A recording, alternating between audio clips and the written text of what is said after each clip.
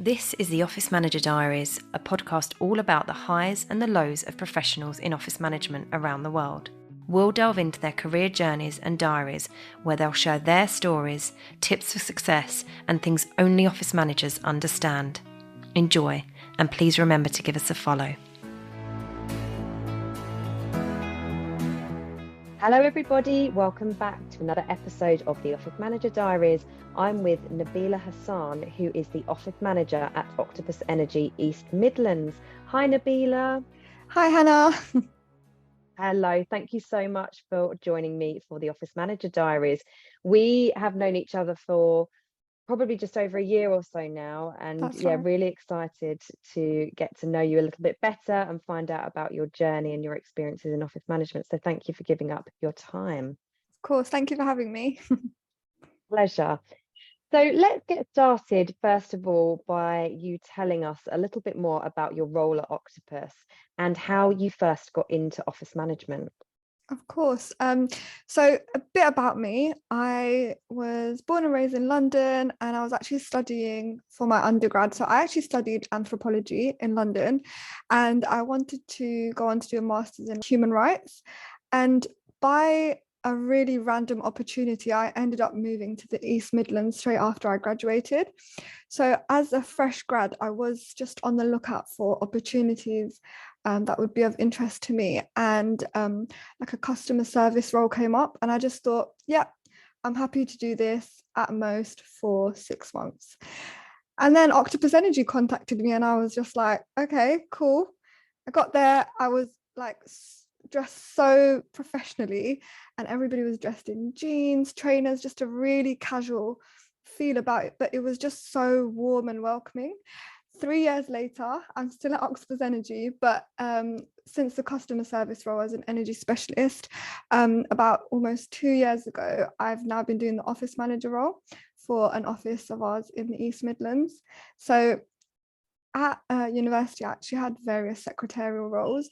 So I was really keen when the office manager role became available. I just didn't feel that I would be credible enough. So when I was considered for an interview and then the second stage, I was absolutely chuffed to have got the role, because the previous office manager, when I would see her doing the role, I would always be in awe of how many hats she was always juggling. That's amazing. So it was quite intentional for you. The role came up as vacant or available, and you applied internally and were successful. That's right, yeah. Yeah, love that. And what are your main responsibilities? What's the typical day look like for you in this role? Sure. So I, just like many other office managers, usually known as the office mom. Some people even call me the office auntie, actually. And that's one of the best ways to describe it. If I was a mom, I think this is exactly what I would be doing, just instead of home in the office. Anything from the broken dishwasher to fixing and installing a new coffee machine. I take care of like well-being, welfare, health, policies and procedures, managing diary for the office, meeting and greeting, onboarding new starters, ensuring that they have a smooth process from start to finish and feel comfortable to come to me. And although Octopus Energy doesn't actually have a HR department, I would say I'm the manager of HR for our office. So anything human resources based, I'm the go-to person. So really, I feel like I'm office mum slash auntie slash the receptionist, often greeting people and being the overall problem solver. Wow, a lot on your plate. How do you juggle managing all of those, and how many people are in the office that you're in? So a lot of people are still hybrid working or working from home. Technically, we're across 2 floors, and when we're full, it's about 200 to 250. At the moment, on a regular basis, it's about 150 people between the 2 floors. That is an awful lot to Yeah. juggle. I often say when it gets to, and I often get asked, at what point should we have an office manager? And at what point should we have more than one person in that department running this? And I often say it's really by 50 people, you should have someone dedicated doing this role. Agreed. It's changed a little bit because of the hybrid world and everything else, but but by 150 people, I say there should probably be two people now. But yeah, it's Yeah. incredible to be able to manage that on your own. Yeah, I am really lucky for sure, because although technically I'm the only office manager, there's definitely people who do, things that would probably come under the role of being my assistant. Just I have so many people that are open and, willing to lend a hand, and I'm really lucky in that aspect. People that I work with make my job go so much easier for sure.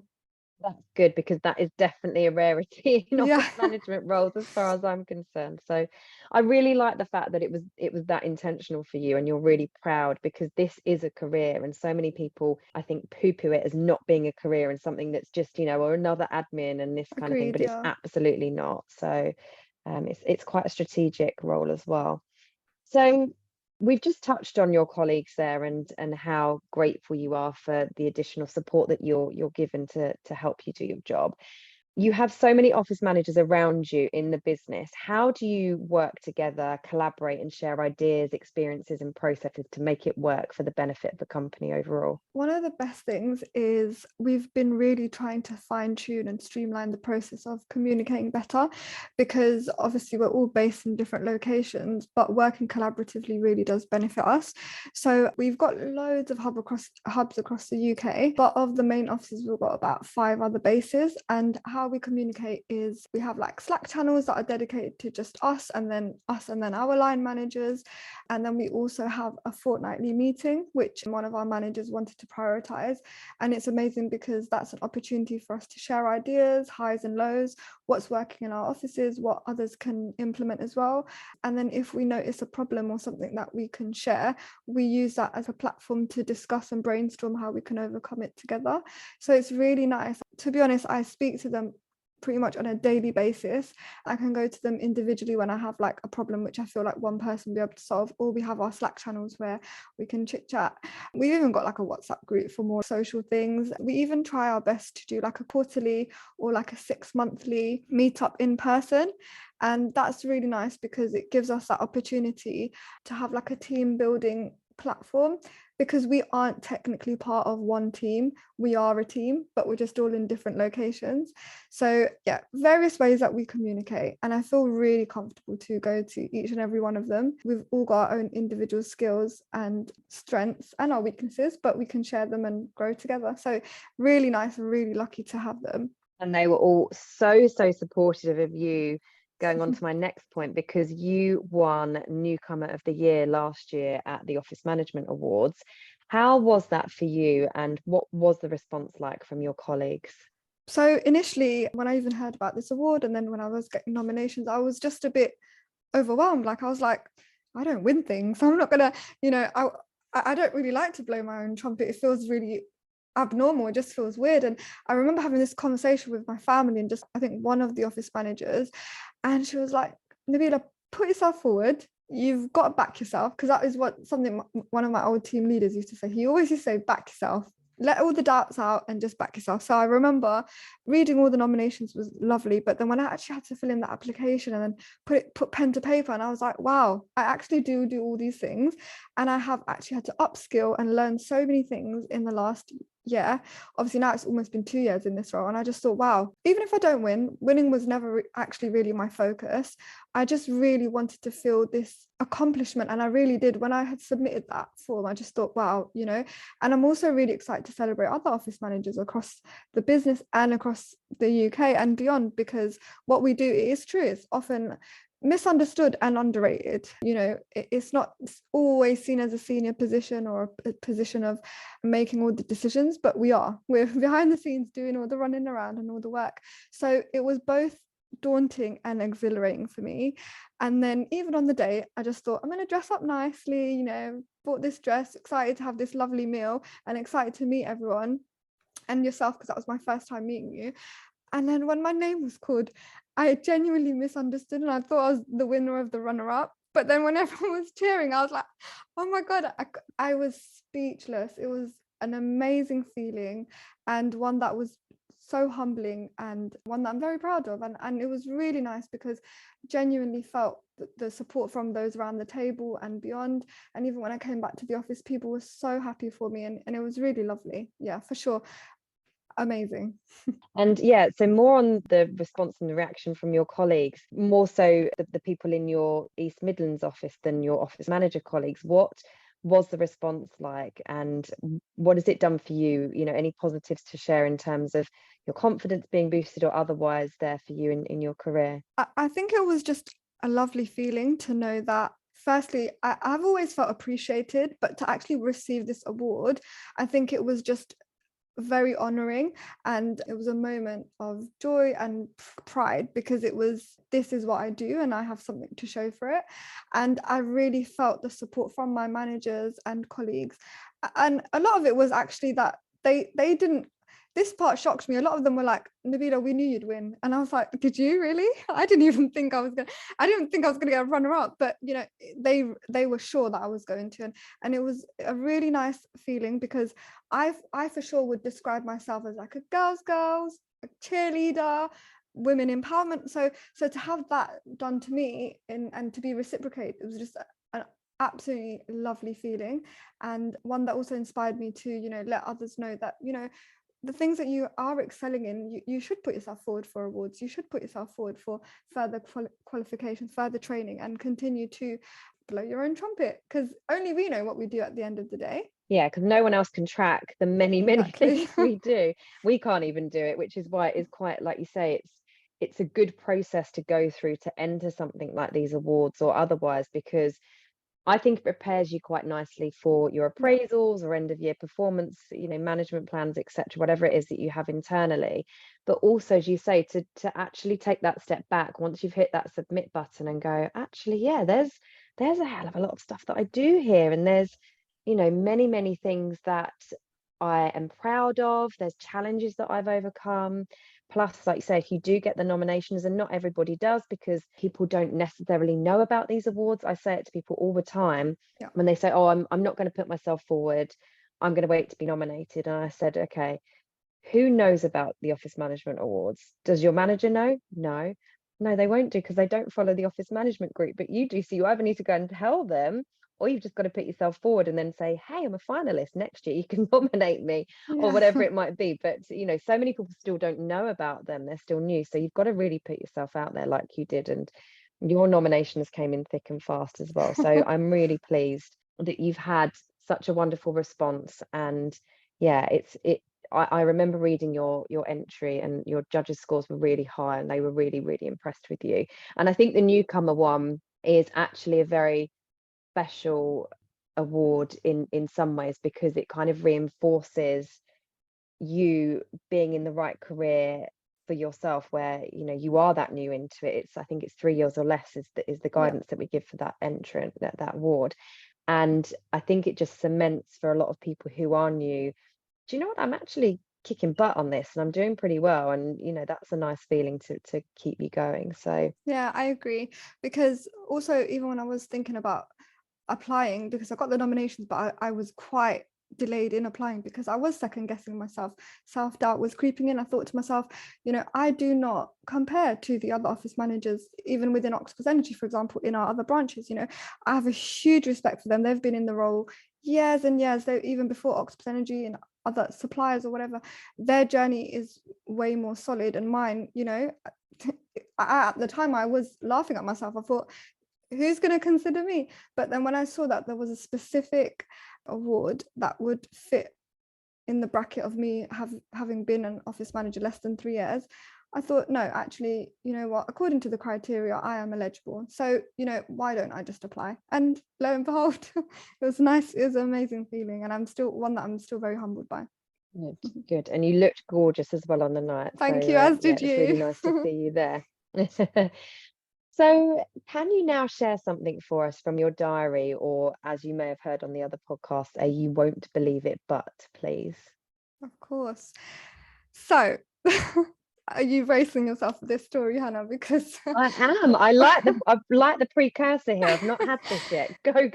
So when I say we're in charge of health and safety, first aid, you know, fire wardens, we prepare ourselves, but we don't actually ever think we're going to get fully chucked into the deep end.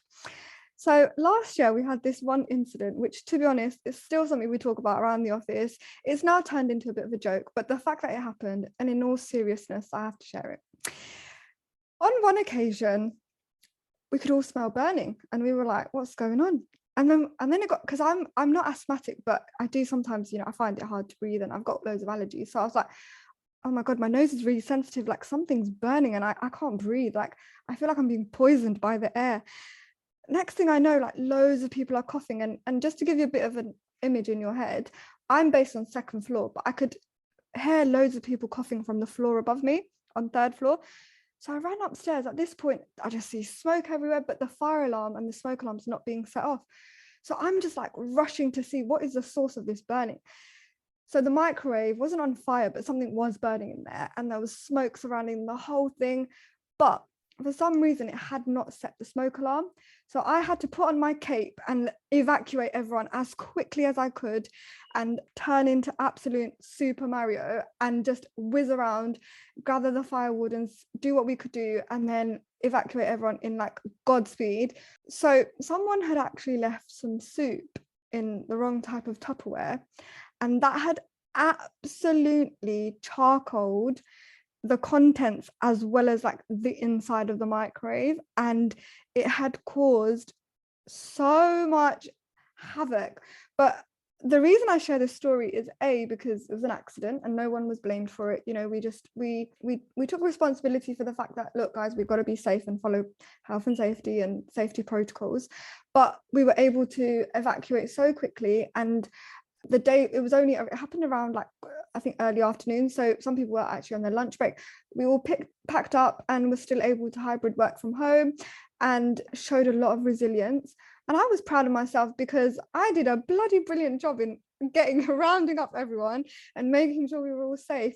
But the story is funny, but it has that undertone of seriousness. Yeah, absolutely. And you probably need to find out why the fire alarm didn't Yeah, go off. exactly. Wow.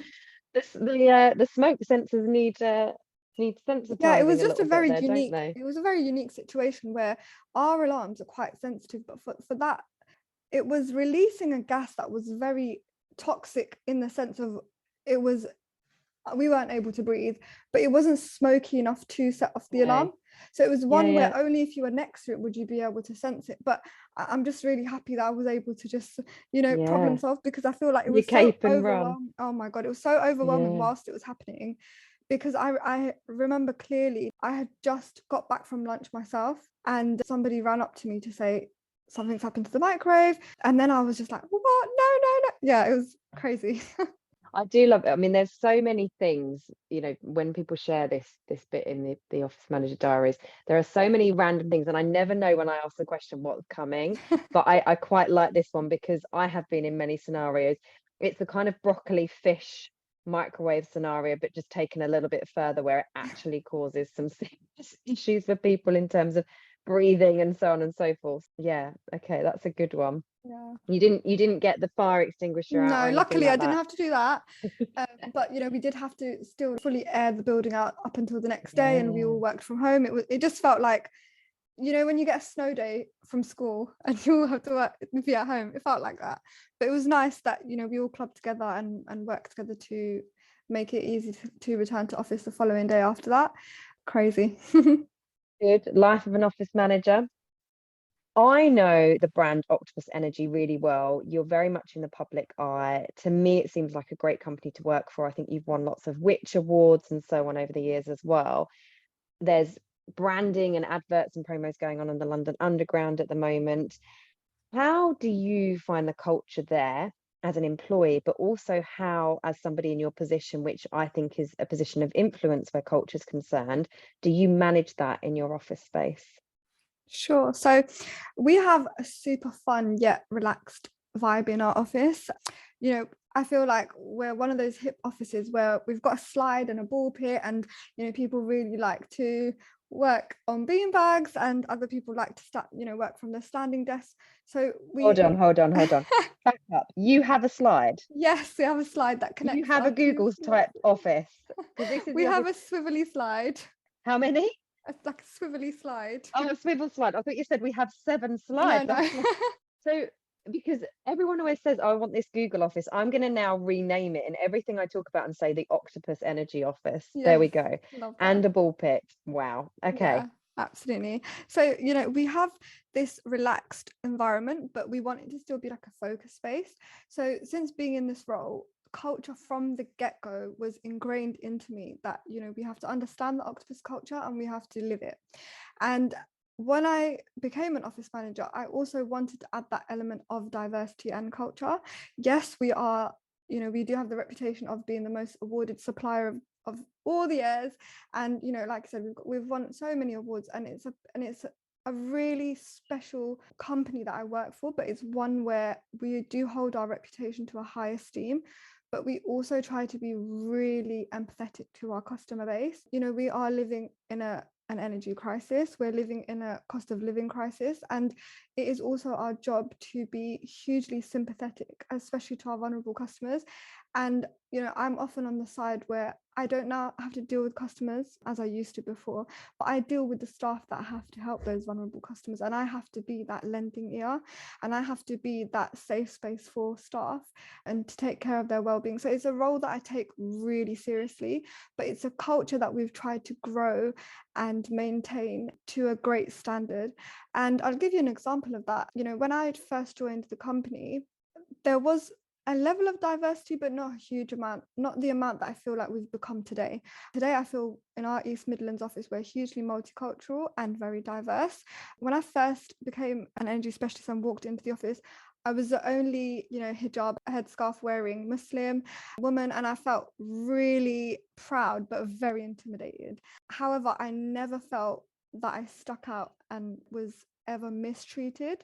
In fact, I felt very much made to feel welcome and made to feel like I have a space in this shared space. And that is something I work really hard to maintain even today, regardless of color, race, sexuality, gender, religion, faith. We work really hard to welcome everyone and to maintain that. So Octopus culture is very much, you can be exactly who you want to be and you will be accepted. What you do need to have is a level of respect for your colleagues and your peers. As long as you've got respect, you can share this space. And so that's what I've maintained. And now, 3.5 years later in the company, I feel I've never had to be put in a position where it's been work versus my beliefs or work versus my values or somebody not respecting or understanding my wishes. I've been put in a place where now I feel I can dress as I like, never embarrassed to show or highlight my faith or beliefs. Because of my role, I've had the ability to revamp our prayer space. We're having some expansion plans even for that. Like, I'm being hugely included in the diversity aspect, and I love that is the reputation that I hold. We have colleagues that can freely follow their beliefs, and Octopus culture embodies exactly that. I'm really proud to be part of such a company, because you see these LinkedIn posts and you see posts online where people are like, oh, today my company allowed me to pray in the corner, or I was allowed a 5-minute break to meditate. But we have dedicated spaces. We have managers that would happily be flexible, and I hold events throughout the year with my colleagues who also help me. And even just last year, we wanted to make a big fuss out of Black History Month. We don't just follow the trends, we also try to live by them and embody them. For Ramadan, my manager was really open to me adapting my schedule, whereas other companies wouldn't be so flexible. So I'm really happy and proud to work for Octopus Energy, for sure. It's a culture that is very unique. I think only now people are jumping on the bandwagon, and it's nice to see people are being a bit more flexible, a bit more understanding. Mental health days, you need to work from home, you've got childcare issues, but we've been there from the beginning. We've got senior directors that have children, and you'll see them in the Zoom calls with their children, and we have so much flexibility to help mothers and to help even fathers on paternity. We go that extra mile. We don't even have a cap specifically on number of annual leave days. It's more, if you've worked hard this year and it's reasonable, you can have X amount of days. Go for it. You worked hard for it. You deserve it.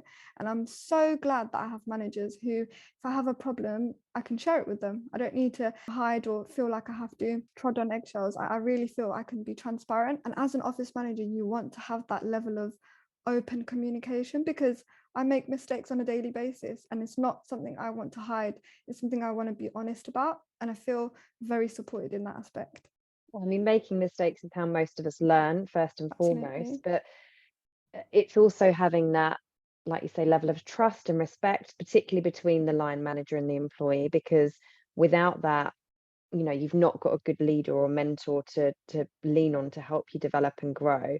If they don't have your back, there's a whole host of issues there. But broadly speaking, and more generally, it sounds like you have had that culture embedded from the start, and it isn't something that people can just turn on overnight, which I think, there was years ago and still is talk about this greenwashing where sustainability is concerned, and companies are sort of pushing things out in the public eye of, we're really green and we're all this, etc. But actually, when you look behind the scenes, they're not. Yeah. And I think the same is going on with culture washing, if I can dub it that, where people are presenting themselves as being a very diverse and, inclusive company, and they've got this amazing culture, but actually, again, behind the scenes, people aren't necessarily buying into that.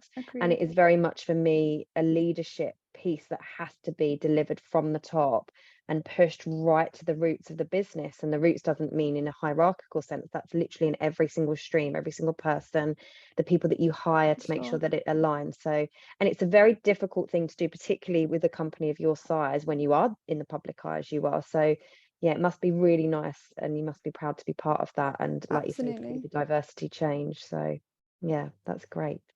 So what are your biggest achievements, your successes in your office management career to date, Nabeela? Sure, Hannah. So for me, I think one of my favorite accomplishments in our office is the huge focus that I've already touched on in terms of diversity, but also on well-being and creating that safe space. I wouldn't say we're 100% there yet, but the fact that we have this continuous work in progress and being open to, constructive feedback, what can we do, what can we change, what's working in the office, what's not, I make it such a big priority for myself to put others first, whilst also maintaining my own sane head and taking care of my own mental health and keeping that at bay. So well-being for sure has been one of my favorite accomplishments. It's not just ticking the boxes in terms of we have a helpline. It's more, what can we do on the surface? Because like I said, a lot of our staff are dealing with really vulnerable customers, and customers who also,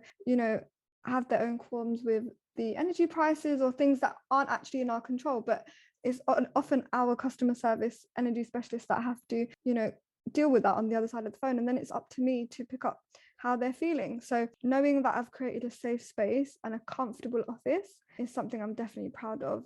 Anything from bringing in somebody to do massage and cupping and facials, to having, so in our office we already do have complimentary breakfast and lunch every day of Monday to Friday. If you want it, it's there, and I think that's really boosted people in terms of, when you're in a rush and you just need to grab and go something, it's there. So things from like fidget toys to focusing on neurodiversity and those that are neurodivergent and how we can adjust ourselves to them. When I first came into the role, I didn't really understand about health and safety, and so I feel accomplished from the aspect of now, if someone needs an ergonomic assessment, I'm on top of that.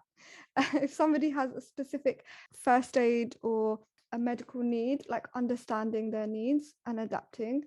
So all of these things I feel like have created a great sense of accomplishment for me, knowing that I've upskilled to the level that I have today, almost 2 years down. And, of course, there's so much scope for growth, but I am really proud of how far I've come in terms of me. I'm not a handy person. I don't really know which bulb goes on the light, but now I feel like I'm on top of things. The organization is there. I've had to fine tune how I prioritize, how I schedule. And now I'm on top of meetings. I'm prepared. I know when things are coming, and I'm also prepared even in the event of something unexpected happening, because that is how our day is filled. Yeah, and the unexpected happens an awful lot in these roles, so you need to be prepared. What about your tough moments now? Have you got any lows to share in relation to this role, or otherwise in your career? Sure. So one of my lows has probably been finding the right balance when it comes to cozy office versus not letting people clutter the space. And what I mean by that is we want this space to be as comfortable and cozy for you to work in. We don't, however, want you to fully move in so that other people can't share the desk if they need to hot desk. And from that aspect, I've been finding it difficult, but I'm really glad because I have been sharing that with the other office managers and getting tips and tricks from them. I've also been visiting other offices to see what they do. I'm at a place now where I feel really on top of it with my manager, who is so supportive, and I feel like she really does everything she can to support me to see what we can trial and error to make it work.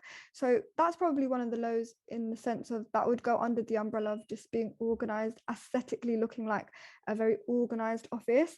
I feel like we're not there 100%, and that's just because we, as the East Midlands branch, are known as being the cozy office versus, let's say, HQ in London, which looks sparkling and brand new. Another low I would say is probably because of the types of colleagues I have. Assertiveness for me has not always come easy or naturally. I'm just not naturally an assertive person, and having boundaries is not easy for me. But again, with some training that I've had recently and with a bit of practice, I think I'm definitely getting there. But when I look back at the career when I first started, assertiveness was one of the lows, but it's a low that I think I'm turning around, which is good. Yeah, absolutely. And I think that's an important skill to have in these positions, because you need to be friendly and the go-to, and yeah, I can make that work for you, and yeah, I'll sort that out. But at the same time, it's respect my office, respect the space, respect each other, Yes, respect the health and safety laws, and so on and absolutely. so forth.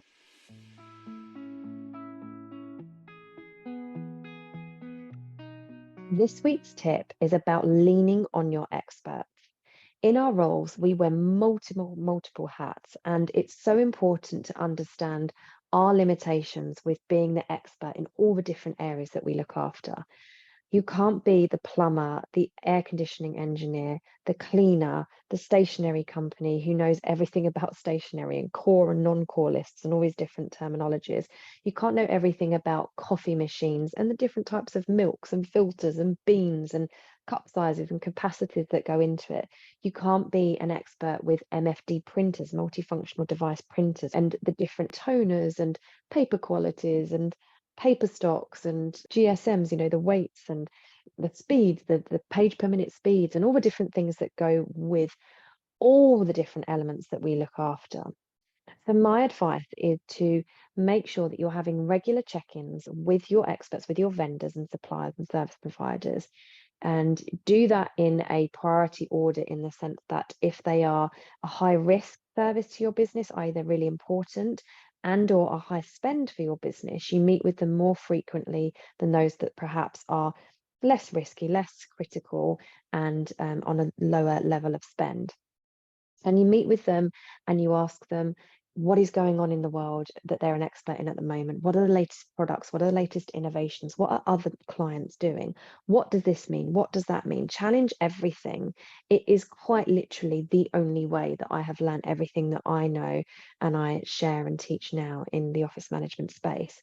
By never sitting in a meeting and accepting someone throwing jargon at me, or very typically in these roles, I, many years ago in particular, used to be faced with many men in the room, and I would very often be the only woman in that room. So there would be perhaps a room full of engineers from CBRE, who were our engineering team at Berenberg, and we would be talking about our ongoing air conditioning issues. And they would say, you're going to have to spend about 30k here and 10k here and da, da, da. And I would say, okay, explain to me why.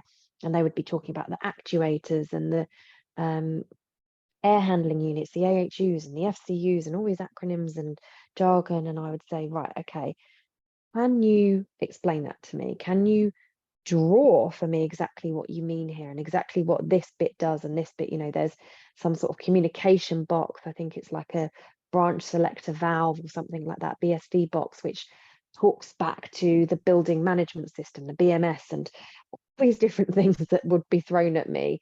And don't get me wrong, I don't fully understand it still now, but I have a far better understanding. And I was able to go to my boss and say, right, I understand why we need to spend this money now. This bit of kit has gone wrong, and this bit of kit costs a lot of money, and we need to fix that. And for the back of that, we then need to spend money on this and this and this, and testing and commissioning, or whatever it might have been. So I would literally say, whoa, guys. I'm lost. Can you just hold on for a second? Can someone explain it to me in plain English? Or better yet, draw me a picture of these pipes and this box and all these other things that you're talking about, because I really don't understand it. So never be afraid to ask, and lean on your experts who are in the trade, who have probably spent most of their lives and careers in these trades and understand it far better than we do, that you can become a little bit more master in all of those areas.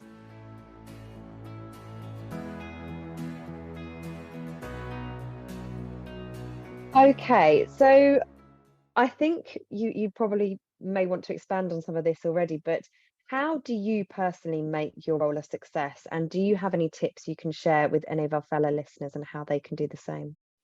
Of course. So, as I said before, I think one of the core parts of this role is firstly knowing that there's no easy way to define what we do. On a day-to-day basis, it's so varied, and it's what we do cannot be put in one checklist. Not for me anyway. So, a tip I would just say is have some empathy for yourself, show yourself compassion, and celebrate your small wins. Since I started doing that, I've been finding that even on a bad day, knowing that I have my list of wins picks me up and is hugely helpful in reminding me that actually today is just a bit of a bad day, but every day is not bad or negative, and I can overcome, hurdles or things that are tricky. Rome was not built in a day, so whatever the task or the challenge, you can overcome it. So tip number one, I would just say, have a bit of a space where you celebrate your wins. Tip number two, have compassion for yourself. Everybody has down days, everybody has, different moods. And one thing that has helped me hugely, not just in my career and my role, but even in my personal life, and it's something I try to share regularly, so I'll share with the listeners today, is don't take everything so personally. And that's something I have to remind myself, because I'm somebody who can soak up others' emotions, and that's just how I am naturally, very, very empathetic. Everybody is in charge of their own thoughts and feelings. We cannot change other people. We can only change ourselves. So just focus on what you're doing.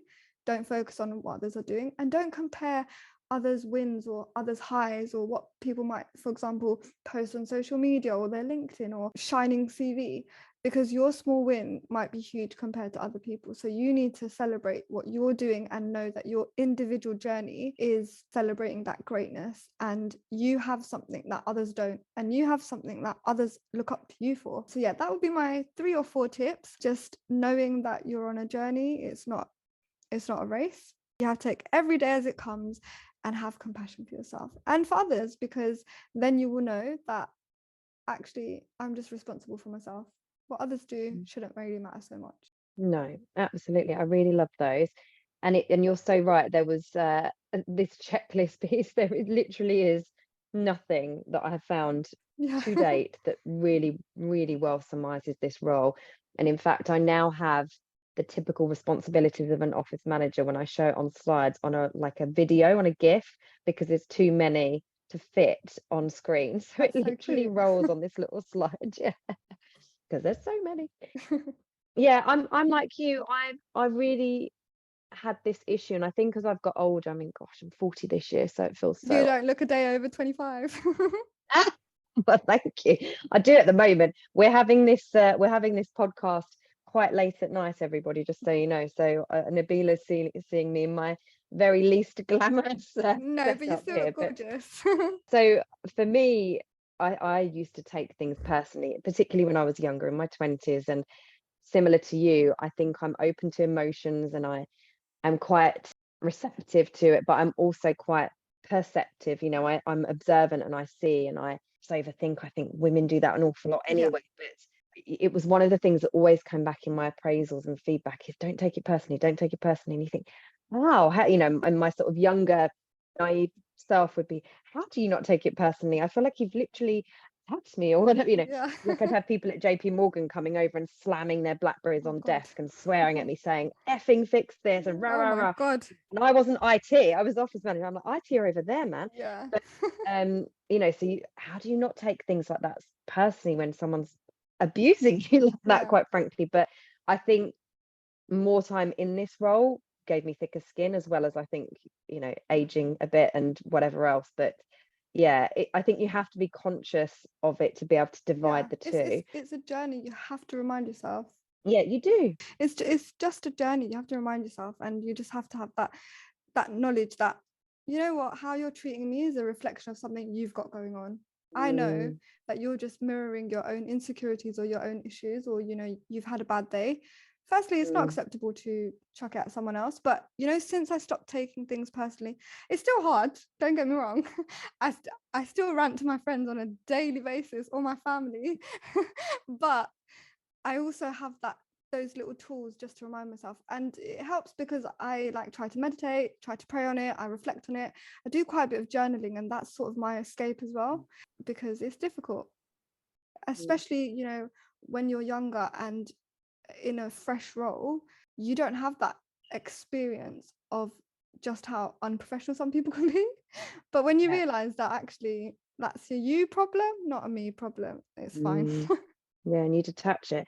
And the thing is, you're so exposed in these office management roles, right? Because yes, the amount of responsibilities, but you are quite literally the only person in that organization who pretty much touches every single person in that organization, and that can interact with you, and you interact with them daily. So you are incredibly exposed, and there are some high pressure points, from the coffee not tasting right or not working or being out of order, to the toilets, to the cleanliness of the office, and everything, you know, the event and the food at the event not being right, or whatever it might be. And I don't want to do bingo, and exactly. And it's that thing where when things, okay, I feel like this is starting to change in our organization anyway, but when things go right, and like an event, for example, has gone perfect, it's like, oh, amazing, or the food was tasty, that was great, or the caterer did a good job.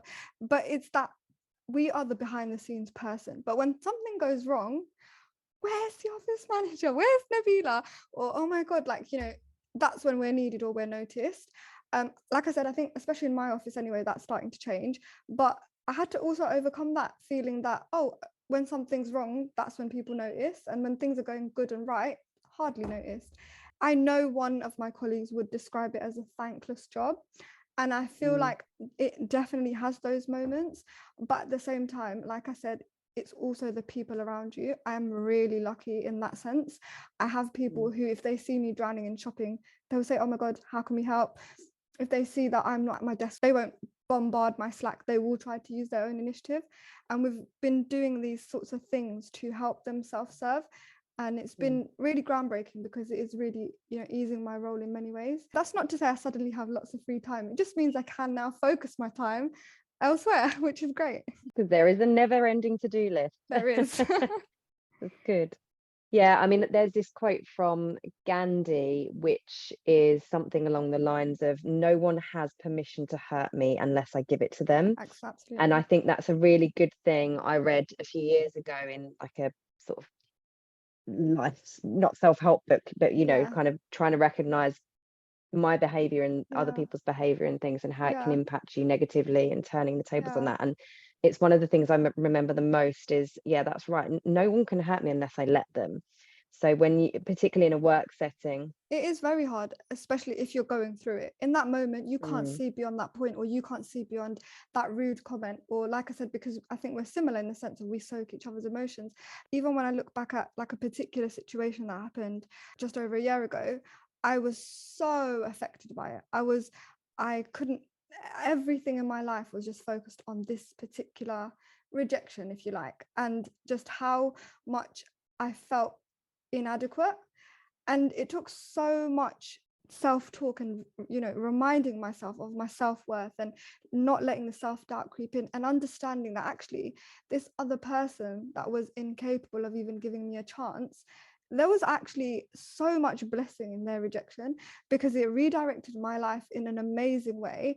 And it refocused me to know, you know what, those harsh things that you said to me, that is a reflection of you, and you are mirroring your own insecurities and your own experiences in life, and you are bouncing that off. However, I know what I bring to the table, and if you can't see my worth, that's absolutely fine.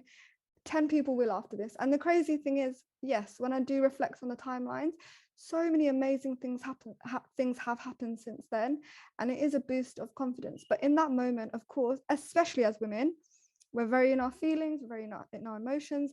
You can't see beyond that point. But when you do start to reflect, and this is what I try to do now, I'm not perfect at it, but when I do try to be that neutral eye or that lending ear to my friends and family, I feel like it's a huge sign of maturity and understanding and knowing that everybody has their own things going on in life. And sometimes, you have a plan or you have an idea, or because this is the thing about me, I am a bit of a control freak. Especially in an office manager role, I think you kind of got me. You do tend to be a bit of a perfectionist. When I have an idea in my head and then it doesn't go that way, oh my God, it bothers me. I'm so annoyed by it. And I am somebody who doesn't have much of a temper, and I'm not really fazed by things. Like, I'll be annoyed momentarily, but it doesn't last very long. But certain things, when it bothers me, oh my God, it can fester. But in the last year of me trying not to let things bother me so much, it's been amazing. It gives me more space and time to focus on the important things. As Elsa says, let it go. Exactly. I need to put that as like my phone background. So where to finish on, where do you see yourself in the next few years? Have you got any specific goals, career goals? Of course. So in the short term, we have, like I said, outgrown our space quite quickly. So we are focusing on some expansion. And I'm really excited for that. I'm glad that the person who's project managing that is not going to be me, but I will be working very closely with them. And I'm excited to learn new skills by having to make those decisions and those design decisions, and give my creative eye. So in the short term, that's something to look forward to, the office expansion and the general refurbishments we're going to have with that. In terms of my future goals and aspirations, I absolutely love working for Octopus Energy, and it's somewhere I would like to see myself for a very long time. In terms of, again, being an office manager, it's a role that I'm so happy and comfortable in, and I feel like I have had the opportunity and support to grow in. So again, it's not a role I would like to let go of anytime soon, but I would love to have more scope to probably move around a bit more, potentially mentor others that are starting their career journey. I would love that. We also have various offices abroad, so I would love to even start traveling abroad a bit more. We do like UK based travel, but I would love to maybe share my expertise globally, let's say. So yeah, that's something I would love to do, and a bit more focus on mentoring, I think, for me. Well, I think I've just got one of my first volunteers for our mentoring program on the office management portal. Sure. We're starting that. I don't know if you saw it, but we've had a few people asking if we can start a mentorship program on the portal. So you could potentially be a mentor, Yes, which I would love be that lovely. So idea. that will start ticking your aspiration off the list. Well, Nabeela, thank you so much for being a guest on the Office Manager Diaries. It's been wonderful getting to know you a little bit better and hearing more about your highs and your lows and your advice and everything else. Thank you for having me, Hannah, and I'm really excited for all the other lovely guests that you're going to have. I've been tuning into the previous episodes, and shout out to you, because what you do is so inspirational and you are so amazing. So big cheer for you for sure. Thank you for having me. This episode is sponsored by the Office Management Portal, our free online membership platform aimed at connecting, supporting and empowering office managers in a simple to use, all-in-one self-service resource. You can sign up right now at www.theofficemanagementportal.com and click the sign up button in the top right. If you want to upgrade your account to our premium membership at any time for unlimited downloadable templates and monthly expert masterclasses, use the code THEOMD for 25% off. That's the THEOMD for Office Manager Diaries for 25% off. Thank you for listening.